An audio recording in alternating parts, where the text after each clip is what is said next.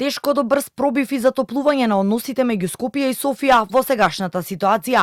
Дел од аналитичарите и политичарите немаат превисоки очекувања од посетата на еврокомесарката за проширување Марта Кос, која утре доаѓа во Скопје на дводневниот самит со лидерите од регионот.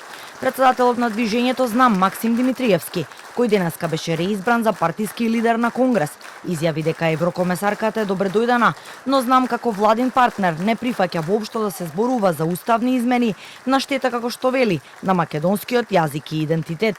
Димитриевски не е оптимист дека меѓународен посредник може да помогне во спорот меѓу Скопје и Софија.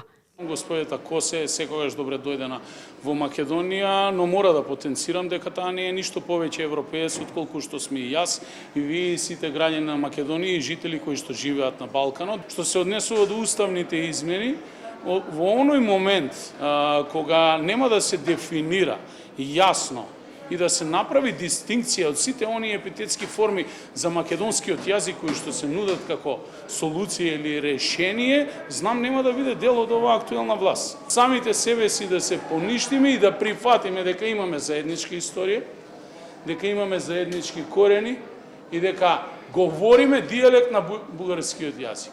Тоа за Знам е неприфатливо, а тоа е неприфатливо и за нашите владини партнери. Според политичкиот аналитичар Петар Арсовски, известно е дека уставните измени ќе бидат главна тема на утрешната тет-а-тет средба, што Кос ќе ја има во владата со премиерот Мицкоски веднаш по пристигнувањето, но не очекува промени на ставовите за ова прашање.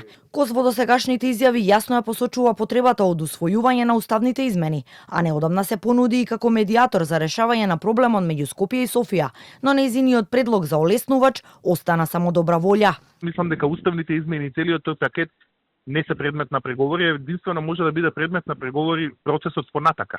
Односно да спречиме нова билатерализација на проблемот ако ние ги донесеме уставните измени, без оглед дали ќе ги донесеме со одложено дејство или со итно дејство, бидејќи тоа во суштина не го менува ставот на Бугарија дали ќе не блокира понатака или не.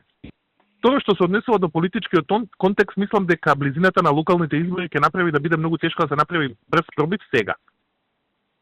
Мислам дека мешаните пораки кои доаѓаат од Софија, едните дека нема да има нова билатерализација, вторите дека се мора да се заврши, немаат пресек со можните решенија кои владата ги нуди. Евентуално може да се очекува пробив, односно некако придвижување после локалните избори, но и за тоа е потребен посериозен дипломатски механизам. Според агендата, главниот дел од програмата на самитот ЕУ Западен Балкан е во вторник, кога Кос ќе седне на маса со лидерите на Македонија, Албанија, Босна и Херцеговина, Косово, Србија и Црна Гора, а главната тема е планот за раст и неговото спроведување.